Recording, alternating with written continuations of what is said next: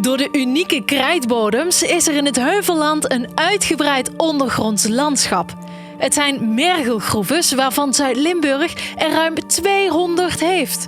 Robert steekt zijn licht op bij een hele bijzondere groeve in Valkenburg aan de Geul. Dit wordt de spannendste aflevering ooit van Natuur en Zo.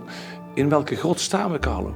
We staan niet in een grot, we staan in een groeve. Oh. De barakkengroeve om precies te zijn. Ja, wat is het verschil tussen een groeve en een grot? Een grot is op natuurlijke wijze ontstaan en een groeve is door mensenhanden gemaakt. Oké, misschien wel handig dat we eerst even buiten beginnen. Goed idee.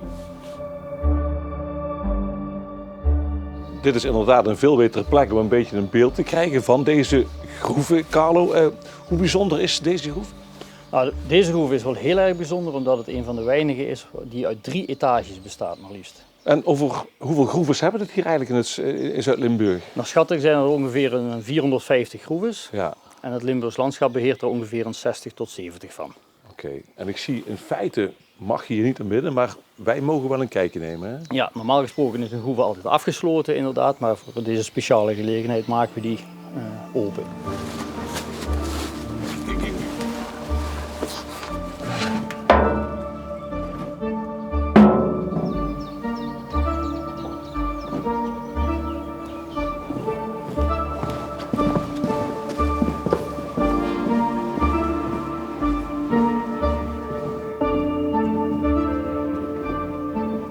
Hier kunnen we heel mooi zien waar de middelste gang waar we net waren doorloopt voor u kijkers nu boven. En hier gaat de onderste laag beginnen eigenlijk. En dat is allemaal gebruikt ooit om die mergel te winnen?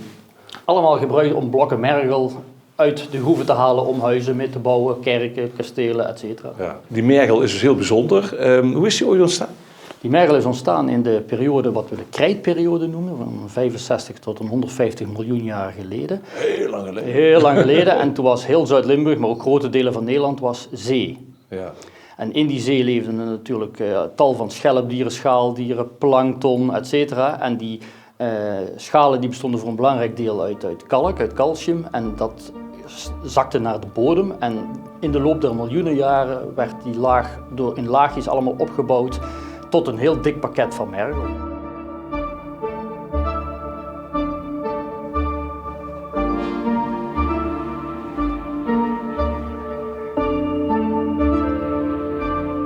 Dit is niet met een vinger gedaan, hè? Dit is... Nee, dat heeft alles te maken met de ontginning van de groeven. Die blokken werden hier gewonnen en die moesten uiteraard naar buiten getransporteerd worden. Dat ging veelal via paard en kar. Ja. En dan sneed men ook wel eens de bocht af. En de naven van de karwielen, die maakten dan hier insnijdingen.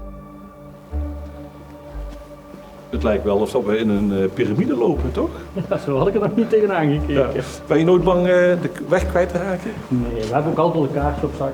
Ervaring en de weg weten, overal weten ongeveer waar je bent. Komt het op neer. Oké, dit is ook leuk hier. Daar hebben we een kunstproject gehad. Waar in de mergel allerlei beeldhouwwerken zijn uitgehouden en die dus ook voor de eeuwigheid hier bewaard blijven. Jullie vinden het belangrijk dat historie bewaard blijft? Ja, zeker. Die groeves hebben op allerlei vlak hebben die cultuurhistorische waarde en dat vinden we inderdaad heel erg belangrijk dat dat goed bewaard, geconserveerd wordt. En er is dit er één van. De kunst is, net als de groeves, door mensen gemaakt. Maar de natuur blijft ook haar gang gaan. Straks zien we onder meer welke sporen dat nalaat in de gangen.